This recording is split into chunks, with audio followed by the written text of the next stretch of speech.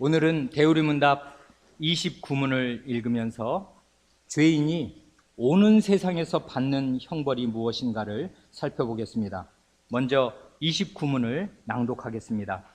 29문, 오는 세상에서 죄의 형벌이 무엇입니까? 답.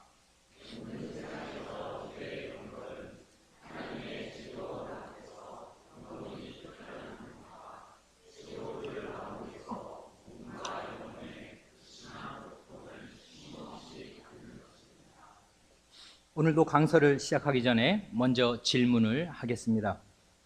오늘 질문은 한 가지인데 조금 어려울 수도 있습니다. 먼저 설명을 한마디 하고 이어서 질문을 하겠습니다. 지난주에 살펴본 대우리문답 28문에서는 죄인이 이 세상에서 받는 형벌을 모두 9가지로 말하고 곧이어서 살펴볼 건데요. 복습을 할 건데, 이 오늘 읽은 제29문에서는 죄인이 오는 세상에서 받는 형벌을 크게 2가지로 말합니다. 질문입니다. 죄인이 이 세상에서 받는 형벌과 오는 세상에서 받는 형벌의 공통점을 찾을 수 있다면 그것은 무엇일까요? 하는 것입니다.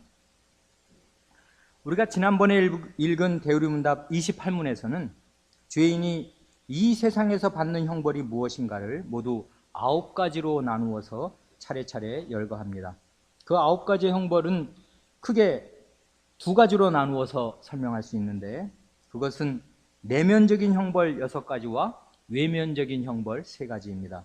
내면적인 형벌 6가지는 하나님에 대해서 어두운 마음과 하나님을 상실한 마음, 그리고 그 결과로 나타나는 사람의 내면에 그릇된 상태들입니다. 곧 강한 유혹과 고집과 양심의 두려움과 부끄러운 욕심입니다. 외면적인 형벌 3가지는 우리 때문에 피조물이 당하는 하나님의 진노와 우리의 몸과 명예와 인간관계와 활동에 임하는 다른 모든 악과 마지막으로 사망, 곧 죽음입니다. 그에 이어서 29문에서는 죄인이 오는 세상에서 받는 형벌을 말합니다. 내용은 2가지입니다. 하나는 하나님의 즐거운 앞에서 영원히 쫓겨나는 것이고, 다른 하나는 지옥 불 가운데서 몸과 영혼의 극심한 고통을 쉼없이 받는 것입니다. 이 세상에서 받는 형벌은 9가지나 되고 오는 세상에서 받는 형벌은 2가지뿐이라고 하여서 오는 세상에서 받는 형벌이 작거나 가벼운 것은 아닙니다. 그 내용을 보면 훨씬 더 무섭습니다. 먼저 우리의 요리문답은 죄인이 오는 세상에서 받는 형벌로서 하나님의 즐거운 앞에서 영원히 쫓겨나는 것을 말합니다. 증거성구 데살로니가 후서 1장 9절을 보면 이런 자들이 주의 얼굴과 그의 힘의 영광을 떠나 영원한 멸망의 형벌을 받으리로다 합니다. 이 구절에 나오는 이런 자들이 누구인가를 알려면 당연히 그 앞을 보아야 하겠습니다. 그래, 그 앞 데살로니가 후서 1장 6절과 8절을 읽겠습니다. 이런 자들이 누구냐면, 첫째로 너희로 환난받게 하는 자들입니다. 너희로 환난받게 하는 자들에게는 환난으로 갚으시고, 8절, 두 번째로 하나님을 모르는 자들, 또 셋째로 우리 주 예수의 복음을 복종치 않는 자들에게 형벌을 주시리니 하고서 이 9절에 이런 자들이가 이어지는 것입니다. 우선 바로 앞절 8절을 보면 어떤 사람들이 주님의 얼굴과 주님의 능력의 영광을 떠나서 영원한 멸망의 형벌을 받게 되는가 하면, 하나님을 모르고 우리 주 예수의 복음을 복종치 않는 자들입니다. 이렇게 하나님에 대한 무지, 하나님을 모르는 것과 복음에 대한 불순종이 붙어있고 함께 갑니다. 이 사람들은 하나님을 모르니까 복음도 모르고 복음에 순종하지 않는 것이고, 역으로 복음을 모르고 불순종하니까 하나님도 알 길이 없는 것입니다. 이렇게 하나님도 모르고 복음도 모르니까 당연히 하나님과 복음을 믿는 신자가 누구인지도 모릅니다. 신자가 얼마나 존귀한 존재인가를 알 길이 없습니다. 신자가 하나님의 백성이요, 예수 그리스도의 지체요, 성신의 성전, 이게 삼위 하나님으로 나를 정의하는 방식이잖아요. 우리는 바로 이런 사람들이잖아요. 하나님의 백성, 예수 그리스도의 몸의 일부, 성신의 전. 이런 귀한 사실을 알지 못합니다. 알지 못하니까 그래서 그 앞 6절에서는 너희로 환난받게 하는 자들이라는 말씀에서 알 수 있듯이 이 사람들은 신자를 함부로 대하고 신자에게 환난을 가합니다. 이렇게 하는 사람들은 결국 주님의 얼굴을 떠나서 영원한 멸망의 형벌을 받게 됩니다. 한편 하나님의 즐거운 앞이라는 이 요리문답의 표현이 우리의 마음을 참으로 즐겁게 합니다. 불신자들이 가지고 있는 가장 큰 오해 가운데 하나가 바로 신자로 사는 삶이 딱딱하고 재미없다고 생각하는 것입니다. 그 사람들은 생각하기를 일요일 아침에 마음껏 늦잠을 자지도 못하고 토요일과 일요일에 1박 2일로 가족과 즐거운 나들이도 못 가고 그저 예배당에 가서 지루한 종교의식이나 하고 있으니 기독교인으로 사는 것은 무미건조한 일이라고 생각합니다.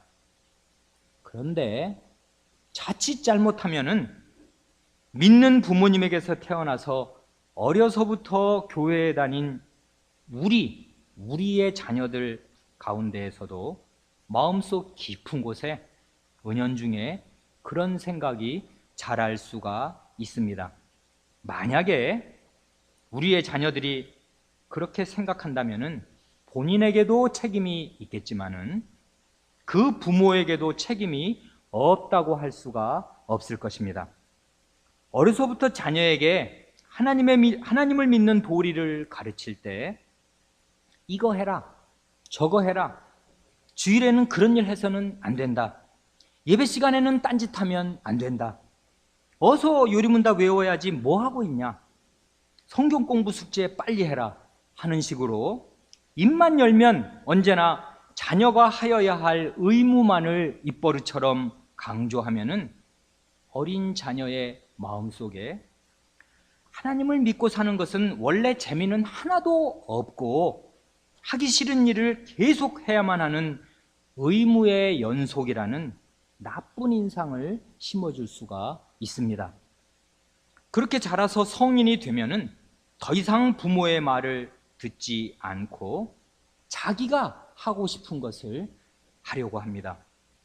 그러므로 믿는 부모의 가장 중요한 임무 가운데 하나는 자녀가 하나님을 믿고 사는 삶의 즐거움을, 그 기쁨을 실제로 맛볼 수 있도록 도와주는 것입니다. 그러기 위해서는 부모가 먼저 그런 삶을 진심으로 즐겨야 합니다. 공자도 논에서 말하기를 지지자는 불여 호지자요, 호지자는 불여 낙지자니라 합니다. 아는 사람은 좋아하는 사람만 못하고 좋아하는 사람은 즐기는 사람만 못하다 하는 것입니다. 이 좋아한다는 말, 호지라는 말은 좋으니까 한두 번 그냥 해보는 것이에요. 낙지, 즐긴다는 것은 이거 완전히 자기의 삶의 일부요, 취미뿐만 아니라 제일 즐거운 것이 되어서 그거 없으면 못 사는 그런 정도가 되는 것을 낙지라고 하는 것입니다. 인생 낙이 거기에 있는 것이에요. 낙이, 사는 낙이.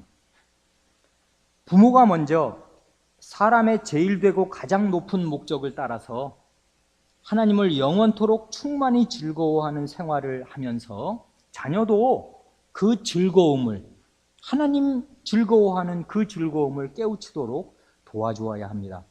부모가 솔선수범하여서 안식일에 참된 안식을 누리고 예배를 즐기고 강설을 달게 듣고 집에서 성경 말씀을 즐거운 마음으로 읽어나가는 한편으로 어린 자녀들이 그 즐거움에 동참할 수 있는 방법을 어떻게든 찾아내야 합니다. 이게 쉽게 찾아지는 것이 결코 아닙니다.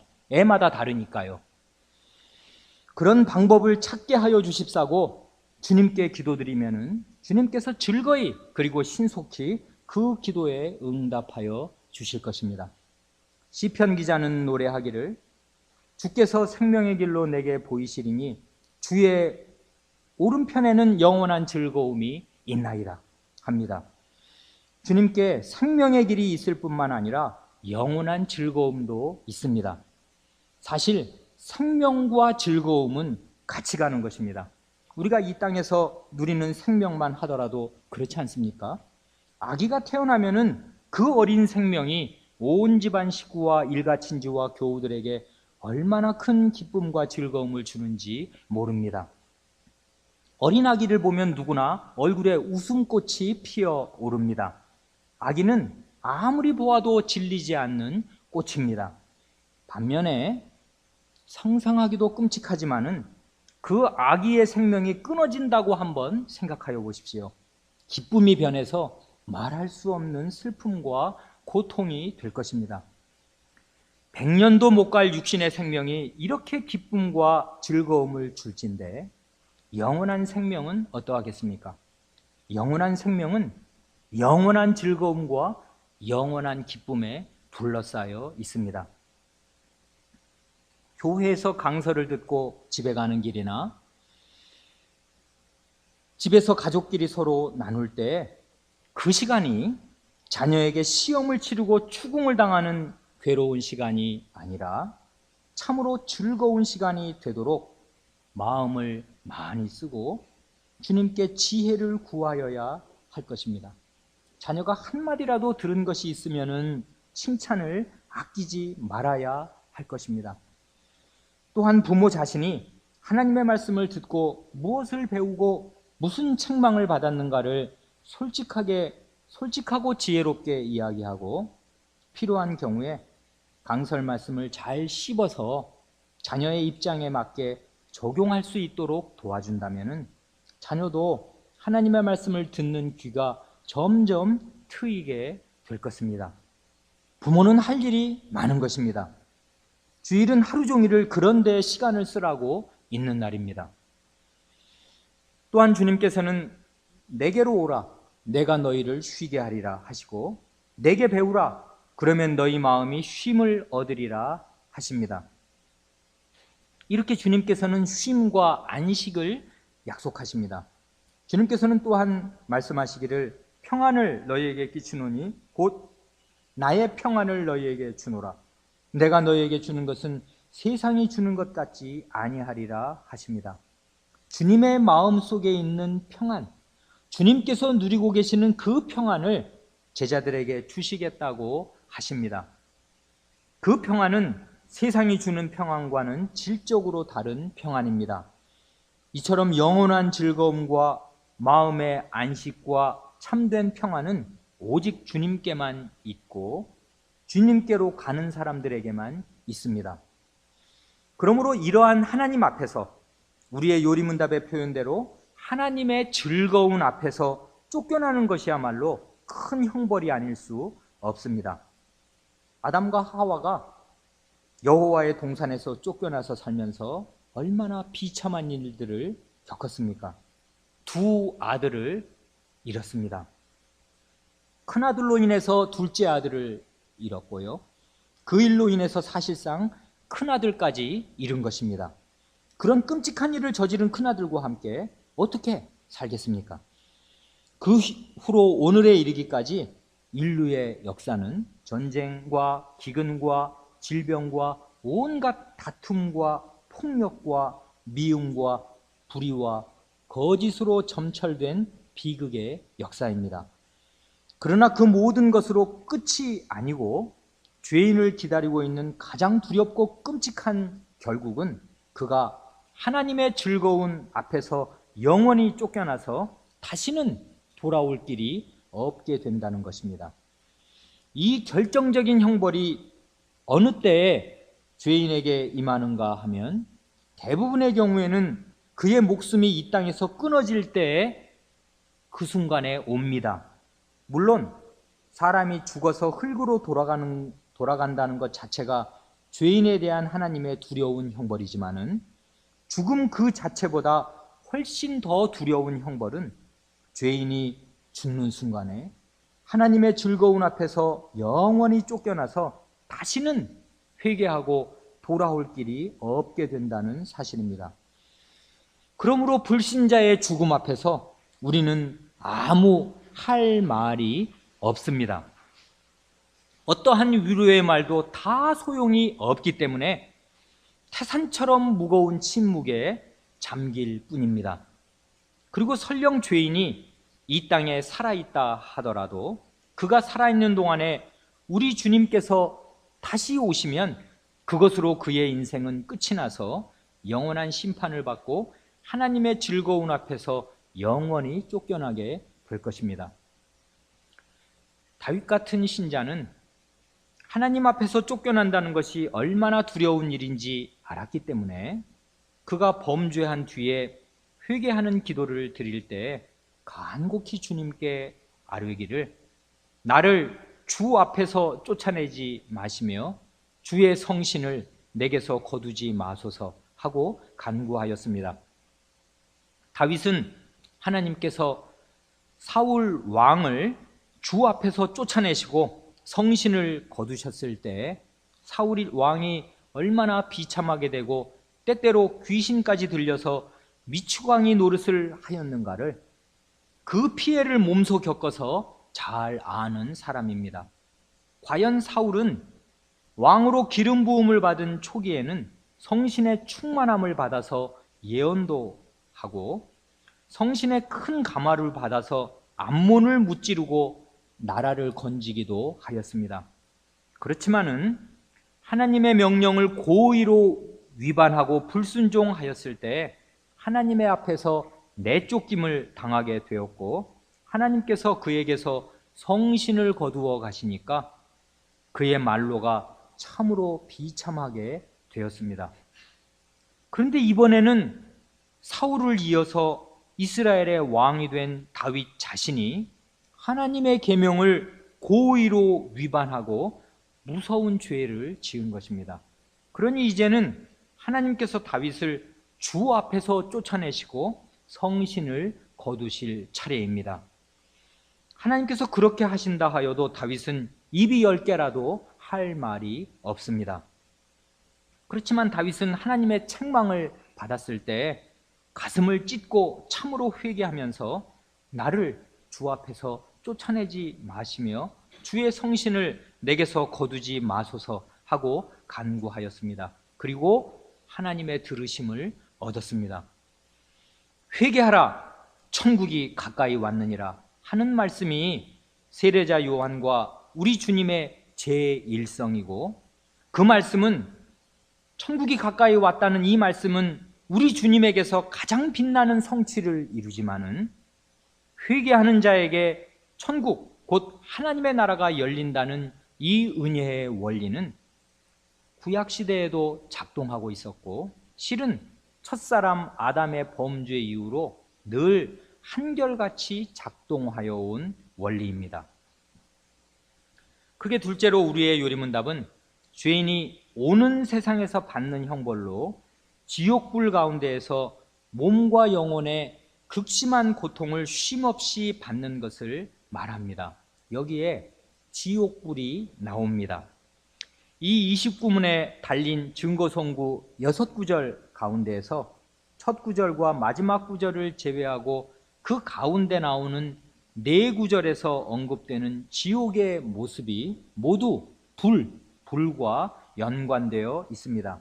특기할 만한 것은 그 중에서 공관복음의 3곳의 증거선구들은 지옥불에 관련된 것은 모두 우리 주님께서 직접 하신 말씀이라는 사실입니다. 첫째로 그 마가복음 9장 43절과 48절을 읽겠습니다. 만일, 이 주님의 말씀이잖아요. 만일 내 손이 너를 범죄케 하거든 찍어버리라. 불구자로 영생에 들어가는 것이 두 손을 가지고 지옥, 꺼지지 않는 불, 지옥을 꺼지지 않는 불로 말씀하셨습니다. 지옥 꺼지지 않는 불에 들어가는 것보다 나으니라 하고 48절로 가면 거기 지옥 꺼지지 않는 불, 거기에는 구더기도 죽지 않고 불도 꺼지지 아니하느니라 하십니다. 먼저 이 마가복음 이 9장 43절에서는 지옥 꺼지지 않는 불에 들어가는 것을 말씀하시고 48절에서는 지옥을 가리켜서 거기는 구더기도 죽지 않고 불도 꺼지지 아니하느니라 하고 말씀하십니다. 이 마가복음을 앞뒤를 더 읽으면요, 그 앞에 9장 39절 이하의 한 단락, 그게 한 단락인데요, 펴보면 우리 주님께서는 지옥불이 꺼지지 않는다는 사실을 두 번이나 거듭 말씀하십니다. 이 세상에서 불구자 곧 신체 장애인으로 산다는 것은 불행한 일입니다. 한 손이 없든지 발 하나가 없든지 눈 하나가 없으면 얼마나 불편하고 살기가 어렵겠습니까? 그러나 우리 주님께서는 그렇게 평생을 신체 장애인으로 사는 것보다 영원히 꺼지지 않는 지옥불에 들어가는 것이 그에 비할 수 없이 끔찍하고 비참한 일이라고 말씀하십니다. 그런데 거기는 구더기도 죽지 않고 불도 꺼지지 아니하느니라 하신 이 48절의 말씀은 무슨 뜻입니까? 구더기가 영원히 죽지 않는다는 말씀이겠습니까? 그럼 구더기가 영생을 하는 것입니까?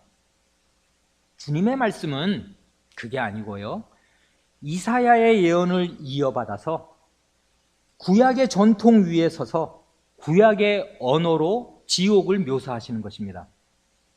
그러니까 구약을 모르면 주님의 말씀을 이해할 수가 없는 것이에요. 이사야서의 맨 마지막 장, 맨 마지막, 이사야서가 66장이잖아요. 66장 맨 끝부분에 이 세 석절로 끝납니다. 66장 22, 23, 24절을 보겠습니다. 나 여호와가 말하노라. 나의 지을 새하늘과 새 땅이 내 앞에 항상 있을 것 같이 너희 자손과 너희 이름이 항상 있으리라. 여호와가 말하노라. 매 월삭과 매 안식일에 모든 혈육이 이르러 내 앞에 경배하리라. 여기까지는 좋잖아요. 이게 지금 천국을 얘기하는 거거든요. 완성된 천국을 이런 방식으로 새하늘과 새 땅, 그리고 모든 사람이 내 앞에서 예배드리는 이 주일의 예배 같은 매 월삭, 매 안식일이 매월 첫날과 매 안식일이잖아요.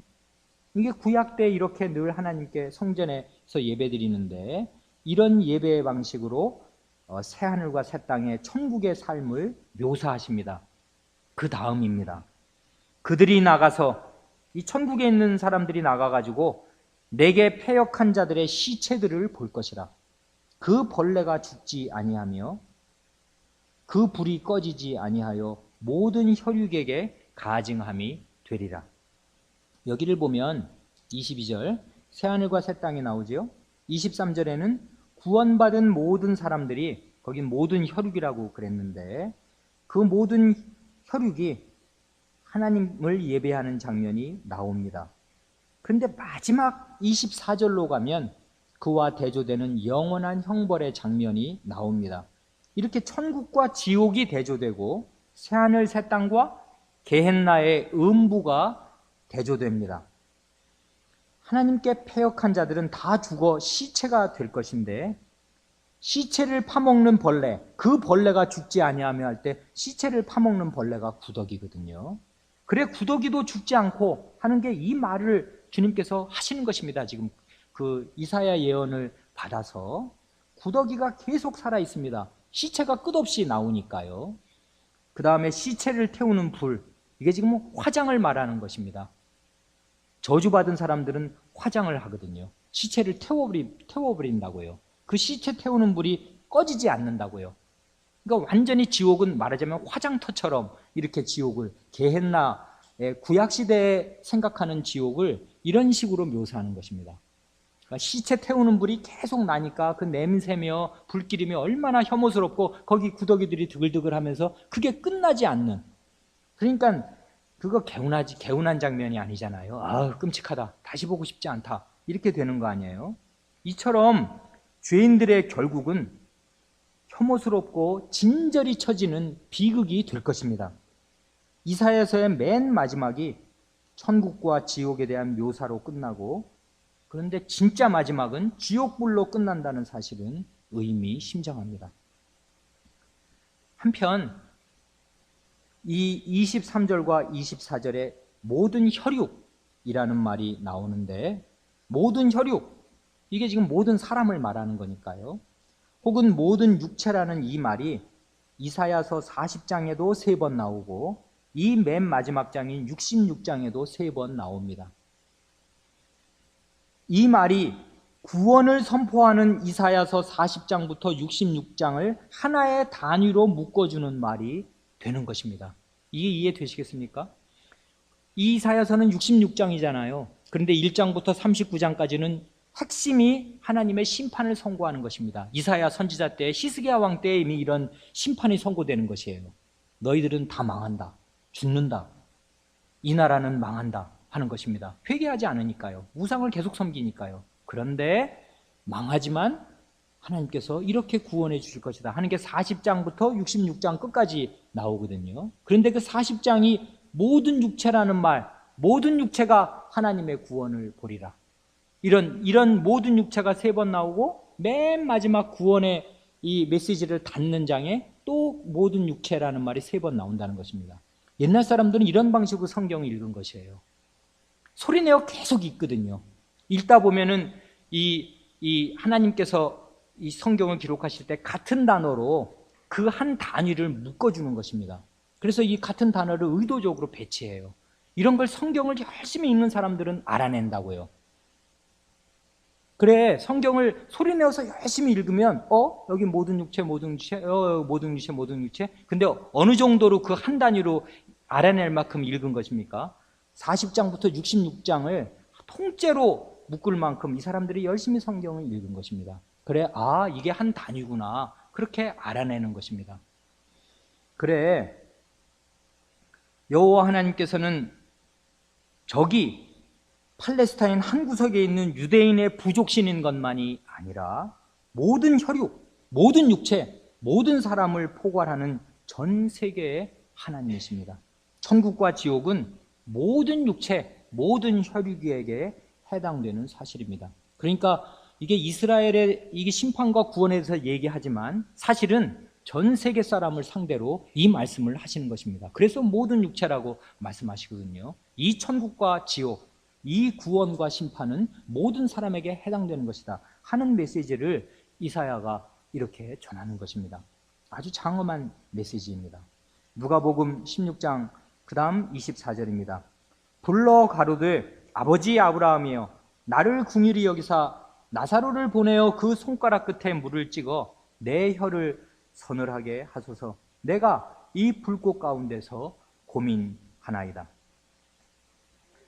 그 다음 구절인 이 누가복음 16장 24절을 보면은 한 부자가 죽어서 음부에, 이 게헨나에 떨어졌는데 그 사람이 불꽃 가운데에서 큰 고통을 겪습니다. 그 뜨거운 고통이 얼마나 크던지 손가락 끝에 달린 물 한 방울로 내 혀를 시원하게 할 수만 있었으면 참 좋겠다 하는 것이 그의 소원일 정도입니다. 그는 생전에 얼마나 큰 부자로 살았던지 문자 그대로 날마다 매일같이 호화로이 잔치를 벌였던 사람이니까 시원하고 맛있는 음료를 얼마든지 마음껏 마셨을 것입니다. 그렇지만 일단 음부에 떨어지고 나니까 물 한 방울이 아쉽게 되었습니다. 이처럼 이 세상에서 한때 큰 부자였던 그의 신세가 저 세상에서는 그야말로 거지만도 못하게 되어서 물 한 방울을 애타게 구걸하고 있는데 그 한 방울의 물을 얻는 것도 쉽지 않을 뿐만이 아니라 아예 불가능합니다. 그런데 이 부자가 아브라함을 가리켜서 아버지 아브라함이여 하고 부르는 것을 보면은 이 사람은 하나님을 전혀 모르는 이방인이 아니고 아브라함의 후손이고 이스라엘 사람입니다. 말하자면 구약 교회에 속하여 있던 사람입니다. 그런 사람이 어찌된 일인지 괴이하게도 모세와 선지자들의 말을 기록한 구약 성경을 믿지 않고 살다가 그런 상태로 죽었기 때문에 음부에 떨어지게 된 것입니다. 그는 얼마나 믿음이 없이 살았던지 죽어서 음부에 떨어진 뒤에도 자신의 믿음 없는 마음 상태를 고스란히 드러냅니다. 즉 그는 죽었던 거지 나사로가 다시 살아나서 자기의 5 형제에게 가서 낙원과 음부에 관한 생생한 체험을 이야기하여 주면, 내가 본 천국이잖아요. 지금 내가 본 지옥 이거잖아요. 그 얘기를 해주면 자기 형제들이 그 말을 듣고 믿어서 이 고통받는 곳에 오지 않게 될 것이라고 합니다. 아브라함이 그 말을 듣고 그게 아니고 모세와 선지자들이 있으니까, 이게 지금 성경책이 있다는 것이지 모세와 선지자는 다 죽었잖아요. 그런데 네 5 형제들이 있는 그 땅에 모세와 선지자들의 글, 구약 성경이 있으니까 그들에게 들으면 될 것이다. 구약 성경 믿으면 될 거 아니냐 하고 말해 주어도 그 말을 고지고대로 순순히 듣지 않습니다. 이 부자는 그렇게 모세와 선지자들이 기록한 구약 성경, 곧 하나님의 말씀은 믿지 않으면서도 기적, 죽었다 살아난 거, 이것은 믿고 의지합니다. 그렇게 하나님의 말씀보다 인간의 신비 체험이 더 믿을만하다고 생각합니다. 그리고 음부에 떨어진 뒤에도 오로지 생각하는 것이 자기 자신의 고통과 자기의 형제들 뿐입니다. 이렇게 죄인은 생각이 언제나 자기중심적입니다. 그가 정령 구약교회에 속하여서 어려서부터 하나님의 말씀을 배운 사람이라면 생각이 싹 바뀌어서 자기 중심에서 하나님 중심으로 바뀌어 있어야 하는데 전혀 그렇지 않습니다. 물론 이것은 실제의 이야기가 아니라 주님께서 비유로 하신 말씀 가운데 나오는 이야기입니다. 그러나 비유라고 하여서 이런 일이 실제로 일어나지 않는 것이 아닙니다. 낙원과 음부가 어떠한 곳인가를 가장 잘 아시는 주님께서 그 신비한 곳에서 일어나는 일이 무엇인가를 이렇게 비유의 형식으로 우리에게 알려주시는 것입니다. 그러므로 이 비유는 시야가 이 세상에 국한되어 있는 우리에게 저 세상에서 곧 사후의 세계에서 일어나는 일이 무엇인가를 가르쳐 주시는 고귀한, 얼마 없는 계시의 말씀입니다. 그러므로 우리는 주님의 이 말씀을 귀담아 들어야 합니다. 마태복음 25장 41절입니다. 또 왼편에 있는 자들에게 이르시되 저주를 받은 자들아 나를 떠나 마귀와 그 사자들을 위하여 예비된 영영한 불에 들어가라. 그 다음에 나오는 마태복음 25장 41절에서는 주님께서 지옥을 가리켜서 마귀와 그 사자들을 위하여 예비된 영영한 불이라고 말씀하시고, 또한 그 맨 마지막 절 46절에서는 저희는 영벌에 의인들은 영생에 들어가리라 하셔서 영벌, 지옥을 영벌이라고 말씀하십니다. 지옥은 영원히 벌을 받는 두려운 형장인데 그 형벌은 영영한 불의 형태로 옵니다. 그런데 그곳은 본래 마귀와 그 사자들을 위하여 예비된 곳이라 하십니다.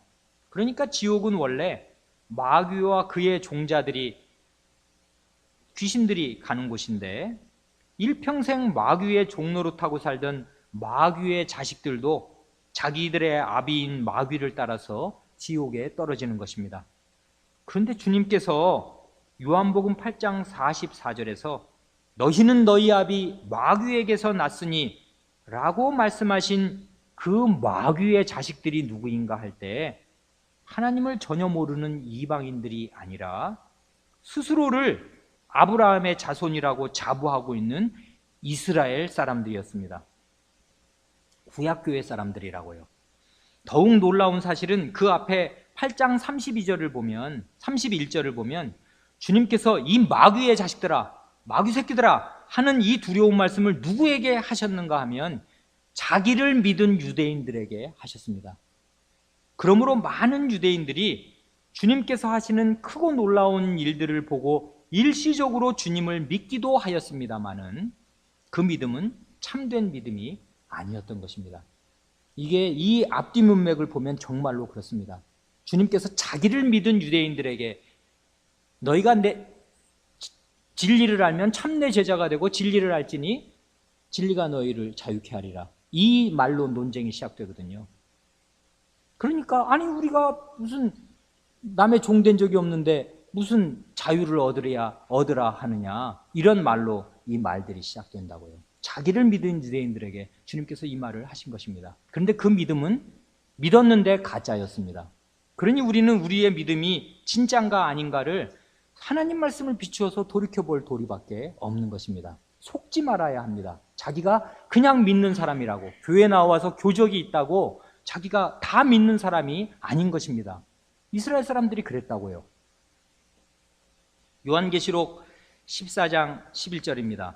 그 고난의 연기가 세세토록 올라가리로다. 짐승과 그의 우상에게 경배하고 그 이름의 표를 받는 자는 누구든지 밤낮 쉼을 얻지 못하리라 하더라. 그 다음에 나오는 요한계시록 14장 11절에서도 지옥을 묘사하기를 그 고통의 연기, 고난의 연기가 세세토록 올라가는 곳이라고 합니다. 지옥은 그 고난의 연기가 영원히 피어오르는 곳입니다. 그리고 그곳에 떨어진 사람들은 밤낮 쉼을 얻지 못한다고 합니다. 이 증거선구들은, 이제까지 우리가 쭉 살펴본 증거선구들은 지옥불로 인하여서 몸으로 당하는 신체적인 고통을 주로 묘사하는 것 같습니다. 그렇죠? 그러나 이 증거선구들 이외에도 성경에는 하나님의 나라에서 쫓겨난 죄인이 슬피 울어요. 지금 이를 갈미 있으리라 하고 여러 곳에서 말씀합니다. 거기 증거선구들을 보세요. 6번이 나오는데 이 표현이 신약성경에 모두 울며 이를 간다는 말이 신약성경에 모두 6번이 나오는데 그 중에 마태복음에 5번, 누가복음에 1번 나옵니다. 그러니까 이 마태사도는 죄인이 지옥에서 당하는 정신적인 고통도 잘 포착하여서 기록한 셈입니다. 울고 이를 가는 것. 이런 표현은 죄인이 지옥에서 끝없는 절망과 분노와 한없는 후회와 자책 가운데에서 슬피 울며 영혼의 고통을 받는 것을 묘사합니다. 이와 같이 죄인이 이 세상에서도 여러 가지 형벌을 받을 뿐만 아니라 오는 세상에서도 영원히 지옥불 가운데서 몸과 영혼의 극심한 고통을 쉼없이 받는다는 사실은 죄가 얼마나 두려운 결과를 가져오는가를 말하여 줄 뿐더러 또한 사람이 얼마나 책임 있는 존재인가를 역설적으로 보여줍니다. 간혹 개나 동물원의 맹수가 사람을 물어 죽이는 비극적인 일이 일어납니다. 그런 때에 그런 짐승들은 대개 사살됩니다. 짐승이 사람을 죽였으니 살려둘 수가 없다는 것입니다. 그렇지만 짐승은 원래 도덕적인 책임을 지려야 질 수가 없는 존재입니다. 그래서 짐승이 사람을 물어 죽인 죄를 지었다고 하여도 일단 사살되면은 그것으로 그만이지 더 이상 책임을 지울 수가 없습니다. 짐승에게는 몸만 있을 뿐이지 영혼이 없기 때문입니다. 짐승은 한 번 죽어서 그 시신이 썩으면은 그것으로 그의 존재가 소멸됩니다. 그러나 사람은 짐승과 전혀 다릅니다. 사람은 하나님의 나라에서 영원한 생명을 누리게 되든지 아니면 지옥불 가운데서 영원히 극심한 고통을 겪게 되든지 둘 중에 하나입니다. 어느 쪽이든 둘 다 영원합니다. 그의 존재 자체가 소멸되는 일이 없습니다. 사람이 하나님의 형상을 따라 지으심을 받은 존재라는 이 사실은 형언할 수 없는 깊이를 지니고 있습니다. 사람은 우주보다 크신 하나님의 모습이 새겨져 있는 고귀하게 이를 데 없는 존재입니다. 아무리 하찮게 보이는 사람이라도 그러하고 아무리 어린 사람이라도 다 마찬가지입니다. 그러므로 사람은 실로 자기의 존재에 대해서 무한한 책임을 지닌 존재입니다. 사람은 그가 자신의 죄 문제를 해결하지 못하고 죽을 경우에 문자 그대로 영원히 지옥에서 그 죄에 대한 책임을 갚고 또 갚고 영원히 계속 갚아야 하는 그러한 책임이 있는 존재입니다. 이처럼 죄를 범하는 자마다 죄의 종이 되고 죄의 종이 된 상태에서 벗어나지 못하고 그대로 죽는 사람들은 지옥불 가운데서 몸과 영혼의 극심한 고통을 쉼없이 받을 것입니다. 하나님의 말씀은 분명히 그렇게 가르치고 하나님의 말씀을 요약하여 복창하는 우리의 요리문답은 그렇게 고백합니다. 이러한 것이 죄인이 오는 세상에서 받는 형벌입니다. 이 세상의 많은 사람들은 지옥의 존재를 부정하고 죽으면 다 끝이다 하고 생각합니다. 우리나라는 OECD 33개국 중에서 자살률이 가장 높은 나라입니다. 매일 이 좁은 한반도에서, 한반도가 아니라 이 남한 땅에서 38명이 자살합니다. 한 시간에 한 사람 이상꼴로, 한 사람 반 정도꼴로 스스로 목숨을 매 시간 끊습니다. 하찮은 미물도 살려고 버둥거리고 안간힘을 쓰는 마당에 만물의 영장인 사람이 되어서 얼마나 괴롭고 힘들면은 스스로 목숨을 끊겠습니까? 그러니까 우리는 그러한 불행한 사실을 접할 때 한없는 안타까움과 연민의 마음을 가집니다. 그러나 스스로 목숨을 끊는 사람들의 마음 속에 있는 궁극적인 생각이 죽으면 다 끝이다 하는 것이든지, 죽으면 어찌 되었거나 이 고통도 다 끝난다 하는 것이라면은 그러한 생각은 완전한 오판일 뿐만 아니라 하나님의 말씀에 대한 불신에서 나오는 것이라는 사실도 아울러 기억합니다. 우리는 주님의 말씀을 믿습니다. 또한 믿어야 합니다.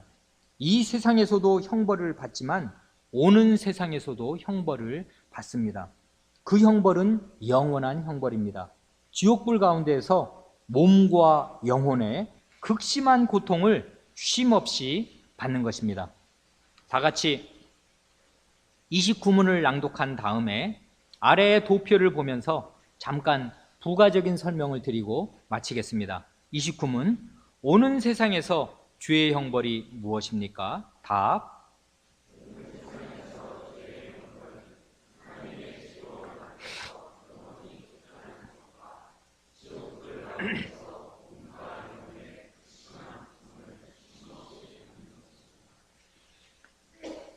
그 밑에 도표는 사도신경과 웨스트민스터 대의문답의 실질적 일치성을 나타내는 도표입니다. 거기 왼편에 보면 사도신경의 그 12조항이 나옵니다. 잘 아시는 대로 첫 번째 조항은 성부 하나님에 대한 조항이잖아요. 한 조항. 그 다음에 2, 3, 4, 5, 6은 그의 독생자 우리 주 예수 그리스도에 대한 고백이잖아요.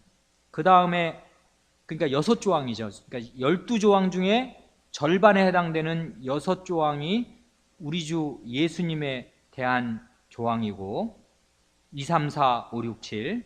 그 다음에 나머지 5조항이 성신에 대한 고백에 해당됩니다. 성신을 나는 믿사오며, 그 다음에 거룩한 보편적 교회, 성도의 교제, 죄사함, 육신의 부활, 영원한 생명. 이것이 성신 하나님의 말하자면 관할입니다. 이게 전부 우리들한테 해당되는 건데요. 거기 교회에 교제하는 거, 죄사함 받는 거, 우리 육신이 부활하는 거, 영원한 생명을 얻는 거. 이것들이 전부 성신의 능력으로 된다는 것입니다. 그래 크게 보면 성부 하나님에 대한 한 조항, 그 다음에 성자 예수님에 대한 6조항, 성신 하나님에 대한 5조항, 그 5조항 중에 4조항은 전부 우리 자신에게 그 떨어지는 비익들, 유익들, 이것을 사도신경이 고백합니다. 그런데 그 가운데에 있는 그 네모 상자를 보면 대우리문답이 말이죠. 4문답부터 90문답까지, 대우리문답은 169문까지 있잖아요. 약 200문인데 말하자면 얼추쳐서 절반가량이 이 사도신경과 정확히 대응된다는 것입니다. 그러니까 대우리문답 4문부터, 우리는 지금 제가 이걸 왜 이때 하냐면 29문이니까 다음 주 한 주만 더 하면 30문답이 끝나잖아요. 그러면 제1조항 성부 하나님에 대한 고백의 고백을 다 우리가 배우는 거라고요. 그러고 나서는 이제는 성자 예수님, 독생자 예수 그리스도에 대한 고백을 길게 이제 배울 차례라고요. 이렇게 되어 있습니다. 그런데 거기 성자 예수님에 대한 고백은 2번부터 나오잖아요. 그 두 번째부터. 거기 보면 언약이 뭔가를 먼저 가르치고요. 언약이 뭐냐? 구원의 언약이니까. 그 다음에 중보자란 뭐냐? 하나님과 우리 사이에 있는 그 중보하시는 분. 그래, 중보자의 세 가지 직분, 예언자, 제사장, 왕, 이 세 가지 직분을 다룬 다음에 그 다음에 이제 그리스도의 출생, 고난, 부활, 승천, 심판 이런 것을 쭉 고백하고 배웁니다. 이 사도신경하고 똑같다고요. 그래, 거기 맨 밑에 그 8쪽에 있는 밑에 부분, 그 네모 큰 도표 바로 밑에 있는 거, 그 한 줄을 잠깐 말씀드리고 9쪽으로 넘어가겠습니다. 거기 보면은 그 예언자, 제사장, 왕, 그리스도의 삼중직을 우리가 선지자, 제사장, 왕 이렇게 얘기할 때 선지자라는 말 하지 않습니까? 선지자란 한자 뜻이 그대로잖아요. 먼저 선자에 알지자니까 앞일을 아는 사람, 먼저 아는 사람, 그런 게 선지자잖아요. 프로페트 해도 프라핏 해도 마찬가지입니다. 프로라는 말은 앞, 먼저 선자에 해당되고 그 팩트라는 거는 말한다는 거거든요. 앞일을 말하는 사람이 선지자입니다. 그러니까 앞일을 말한다는 프로페트라는 말이, 프라핏이라는 말이 사실은 예언자라는 말과 같은데 그 예언자라고 할 때 거기 보시면 미리의 자, 이게 우리말 성경에 이렇게 되어 있다고요. 예언자 그러면 그게 선지자랑 똑같아요. 앞일을 알아가지고 앞일을 미리 말하는 사람, 그게 프라핏입니다. 선지자, 예언자라고요. 그러나 이게 김홍전 목사님이 말이에요. 이 한자를 바꿨다고요. 어떻게 바꿨냐면 거기 예언자의 예자를 맡을 예자로, 이 맡을 예자가 뭐냐면 예금, 은행에 예금하지 않습니까? 예금 적금 있잖아요. 이때 예자가 맡을 예자 이거라고요. 맡긴다고요. 맡는다고요. 담당한다고요. 그러니까 우리가 보통 선지자라고 할 때 그 선지자가 어떤 사람인가 하면요, 미래에 일어날 맨날 얘기하는 사람 아닙니다. 실제로 선지자가 미래에 있을 중요한 일을 하나님께 받아서 말을 합니다마는 나중에 우리가 이제 이 예언서들을 이사야, 에레미야, 에스겔 쭉 읽어 나가면 금세 아시겠습니다마는 대부분의 내용은 앞일에 대한 얘기가 아니에요. 당대의 백성들에 대한 책망입니다. 뭐에 근거해서 책망을 하냐면 모세 율법에 근거해서, 이 모세 율법 전체가 이 성경 전체의 모판이라고요. 모든 성경은 모세 율법 5경에서 나옵니다. 그러니까 모세 5경에서 거기에 기초를 딱 두고서 너희 이렇지 않냐, 너희 이렇지 않냐. 엘리야가 그랬잖아요. 이 나라에는 비가 오면 안 되겠다.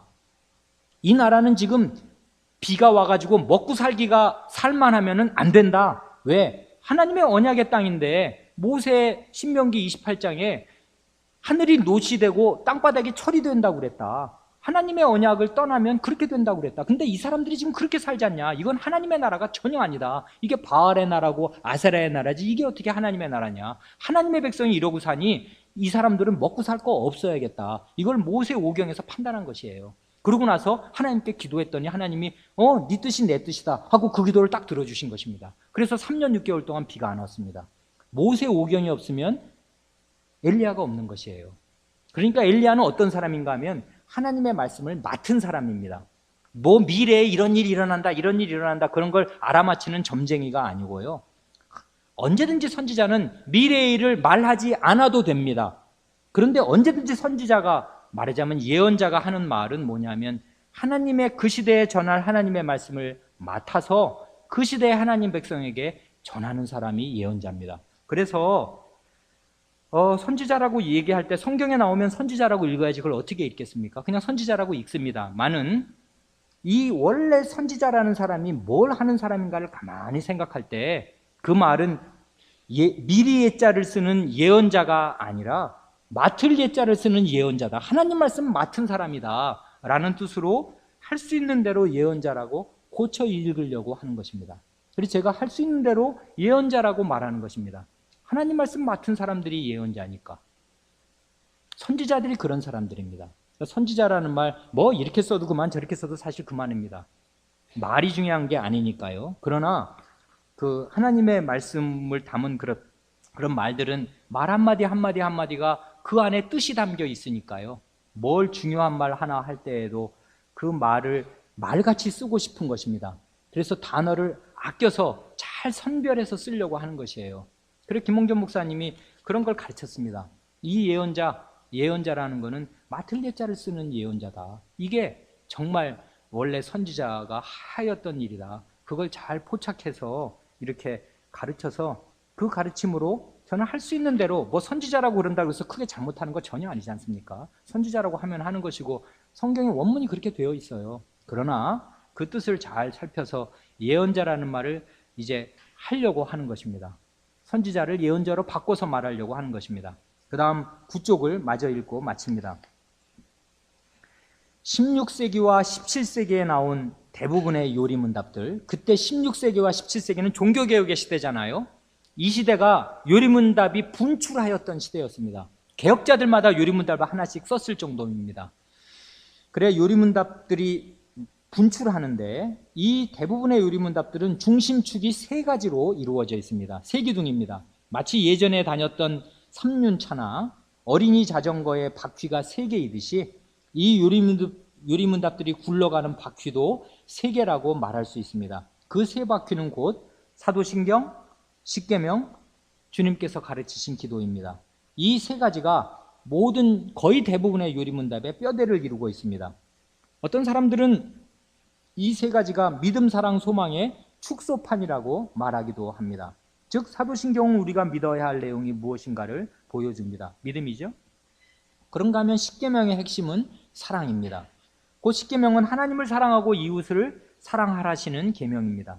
그런가 하면 주님께서 가르쳐 주신 기도는 나라의 임하옵시며 라는 구절이 보여주듯이 소망의 내용을 담고 있습니다. 이처럼 요리문답의 핵심을 간추리면 결국 믿음, 사랑, 소망으로 귀결된다고 말할 수도 있겠습니다. 우리가 즐거이 외우는 하이델베르크 요리문답도 크게 보면은 사도신경, 십계명, 주님께서 가르치신 기도, 이 세 개의 기둥으로 구성되어 있습니다. 이 요리문답은 크게 우리의 죄와 비참함, 우리의 구속, 감사의 생활을 가르치는데, 먼저 우리가 죄와 비참함에서 구속을 받기 위해서 믿어야 할 믿음의 내용으로 사도신경을 앞부분에서 8주일부터 22주일까지 23문부터 58문까지 길게 제시합니다. 그래서 사도신경의 12조항의 내용을 차례차례 설명합니다. 그래서 우리가 요즘에 하늘에 오르셨고 그 뜻이 뭐냐, 이걸 우리가 최근에 지금 외운 거잖아요. 그리고 죄와 비참함에서 구속을 받은 사람은 마땅히 감사하는 생활을 하여야 하는데, 이 감사의 생활에서 가르치는 것이 곧 십계명과 주님께서 가르치신 기도입니다. 다시 말해서 죄에서 구속을 받은 사람이 주님께 감사하는 생활이란 뭐냐면 주님의 계명을 지키고 주님께서 가르치신 기도의 정신을 따라서 기도하는 생활이라는 것입니다.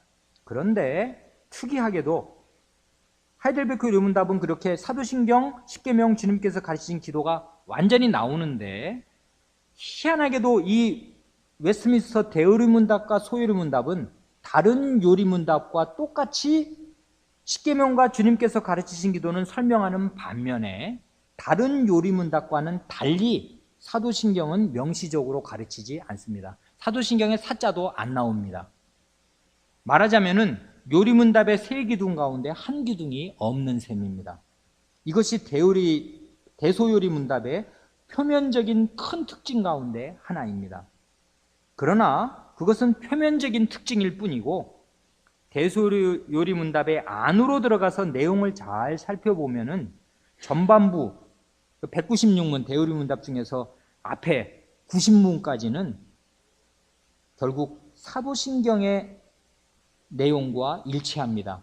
그 사실을 앞에서 든 이 도표가 보여주고 있습니다.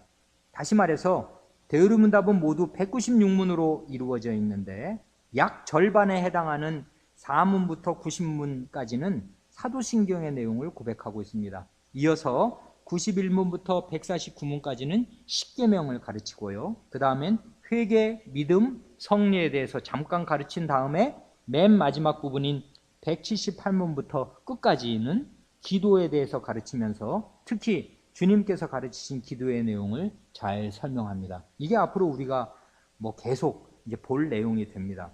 그런데 이러한 대요리문답의 구성을 볼 때 우리가 탄복하면서 배우는 것은 이것입니다. 사도신경은 곧 복음의 요약인데 역사를 통하여 흐르는 주류의 신앙과 신학을 간직한 우리의 선조들은 복음의 요약인 사도신경을 가르치고 배울 때 이렇게 풍부하고 깊이 있게 가르치고 배웠다는 사실입니다. 적어도 370년 전에 이 대요리문답을 작성한 개혁교회는 이렇게 가르치고 배우고자 하였습니다. 단순히 사도신경의 12조항을 쪼르르 외우고 간단하게 아는 것으로 복음을 다 배워서 알았다고 생각하지 않았습니다. 그에 대한 단적인 예로서 이 도표가 보여주는 대로 사도신경의 첫 조항인 성부 하나님에 대한 고백은 전능하신 성부 하나님, 천지의 창조주를 나는 믿사오며 하는 것인데 이 첫 조항에 해당하는 대요리문답의 내용은 4문부터 30문까지 우리가 지금 계속 배워온 7달 동안 배워온 그 내용입니다. 한 주에 한 문답씩을 가르치고 배운다고 할 때 장장 27주간에 47이 28이니까 7개월 동안에 걸쳐서 사도신경의 첫 조항을 가르치고 배우고자 한 것입니다. 예로부터 복음은 이렇게 배우는 것입니다. 복음은 과거의 선교단체들이 노방전도를 할 때 많이 사용하였던 사형리에 나오는 내용처럼 4가지 영적 원리, 간단해서 몇 분이면 다 읽거든요. 그렇게 간단하고 소략한 것이 아닙니다. 그리고 요즘에도 많은 교회의 신자들이 전도한다고 길거리에서 나누어주는 그 손바닥만한 전도지들의 내용처럼 그렇게 간단하고 피상적인 것이 결코 아닙니다. 복음은 한없이 깊고 풍부합니다. 이것이 전통적으로 개혁교회가 복음을 가르치고 배우는 방식입니다. 그것도 믿는다는 사람들한테, 이 교회의 어린 자녀들한테 복음을 이렇게 가르친 것이에요. 사도신경을 이렇게 가르쳤습니다. 성부 하나님에 대해서 7개월을 가르칠 만큼 30문으로 가르칠 만큼 가르쳤습니다. 이것이 대요리문답이 가르치는 복음입니다. 기도하겠습니다.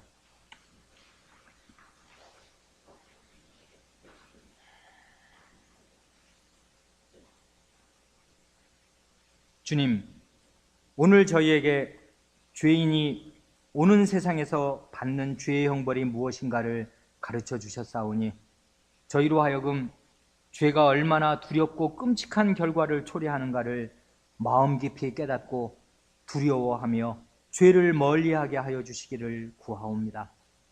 주님, 종교개혁시대와 그 직후의 교회들은 복음을 피상적으로 생각하지 않고 바르고 깊고 풍부하게 가르치고 배우기를 힘써싸우니 저희도 그 올바른 모범을 본받아서 복음을 그렇게 풍부하게 전하고 받기를 힘쓰게 하여 주시기를 간구하옵니다. 우리